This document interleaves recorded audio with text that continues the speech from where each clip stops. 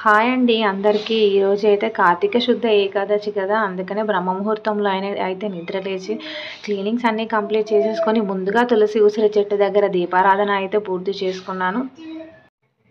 ఏకాదశి శనివారం రోజున రావడం చాలా విశేషం.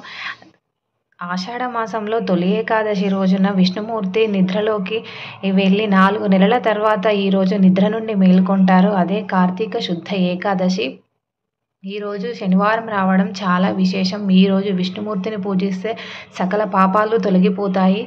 ఈరోజు అలాగే కార్తీక మాసం కదా, అలాగే శివారాధన, అలాగే విష్ణుమూర్తి ఆరాధన అనేది తప్పనిసరిగా అందరూ చేయాలి. ఈ విధంగా ఒకసారి శివలింగంకి అలాగే వెంకటేశ్వర స్వామి విగ్రహానికి అయితే శుద్ధ జలంతో అభిషేకం అయితే చేస్తున్నాను.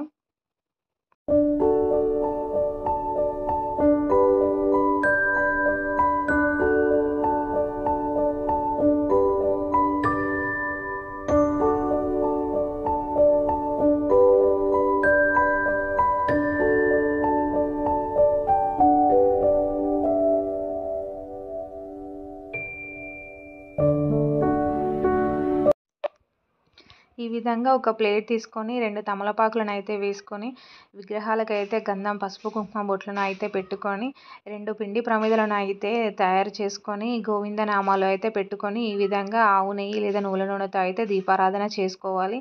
అలాగే శివయ్య కోసం అయితే 2 ఉసిరి దీపాలతో అయితే దీపారాధన అయితే చేసుకుంటున్నాను. ఈరోజు విష్ణుమూర్తిని లేదా శ్రీ వెంకటేశ్వర స్వామికి తులసి దళంతో అయితే పూజ చేస్తే సకల పాపాలు తొలగిపోతాయి. అలాగే శివలింగంకి అయితే బిల్వపత్రి లేదా శంఖం పూలు లేదా శివునికి ఇష్టమైన పూలతో శివుని ఆరాధిస్తే సకల పాపాలు తొలగిపోతాయి. పూజనైతే అందరూ తప్పనిసరిగా చేసుకోవాలి. ఈ కార్తీక ఏకాదశి రోజున ఎవరైతే ఉపవాసం చేస్తారో 1000 అశ్వమేధ యాగాలు చేసినంత పుణ్య ఫలితం అయితే లభిస్తుంది. ఉపవాసం చేయలేని వాళ్ళు అయినా, చిన్నపిల్లలు ఉన్నా, లేకుంటే ప్రెగ్నెన్సీ సమయంలో కానీ వాళ్ళు మాత్రం ఒక్క పూట భోజనం చేయకుండా అల్పాహారం అయితే తీసుకోవచ్చు. ఓం నమో వాసుదేవాయ నమః లేదా ఓం గోవిందాయ నమః అనే మంత్రాన్ని జపిస్తూ ఈ పువ్వులతో అయితే పూజిస్తున్నాను. అలాగే ఓం నమఃశివాయ అనే పంచాక్షరి మంత్రాన్ని చెప్పుకుంటూ బిల్వపత్రాన్ని అయితే సమర్పించుకుంటున్నాను. అలాగే ఈరోజు బ్రాహ్మణుడికి దీపదానం చేసిన, లేకుంటే రావి చెట్టు చుట్టూ 5 ప్రదక్షిణాలు చేసిన, ఉసిరి చెట్టు చుట్టూ ప్రదక్షిణాలు చేసిన, దీపాలు వెలిగించిన చాలా పుణ్య ఫలితం అయితే లభిస్తుంది.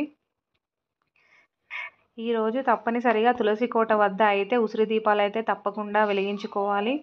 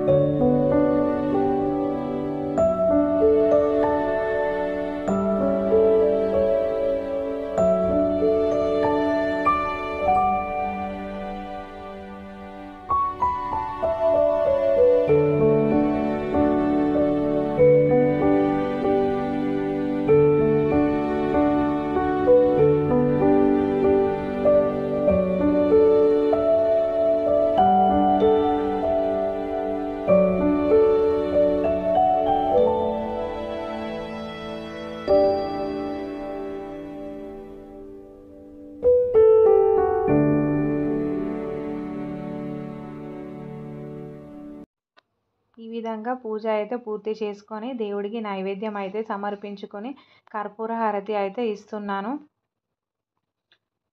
పూజ నేనైతే ఈ విధంగా చేసుకున్నాను. మీరందరూ ఏ విధంగా చేసుకున్నారో కామెంట్ అయితే తెలియజేయండి.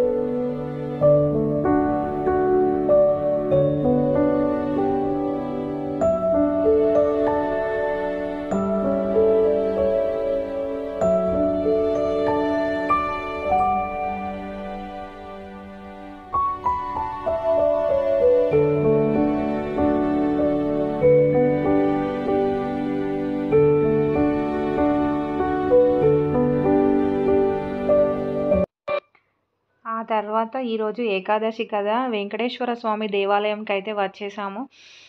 అలాగే రావి చెట్టు చుట్టూ అయితే ప్రదక్షిణలు అయితే చేసుకొని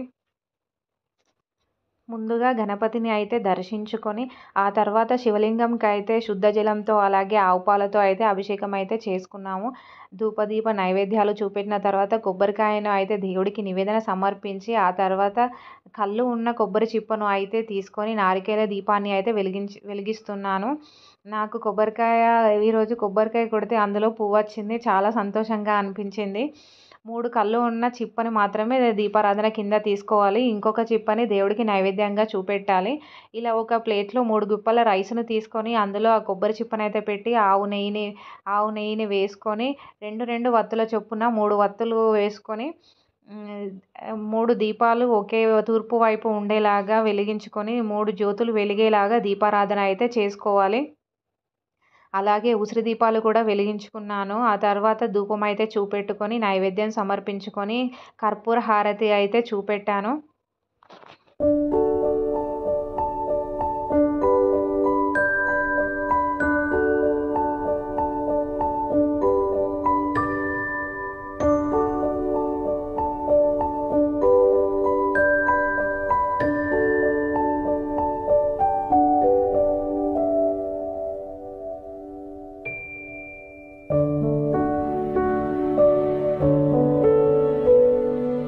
ఆ తర్వాత వెంకటేశ్వర స్వామి ధ్వజస్తంభం వద్ద అయితే 2 పిండి ప్రమిదలను అయితే వెలిగించుకున్నాను.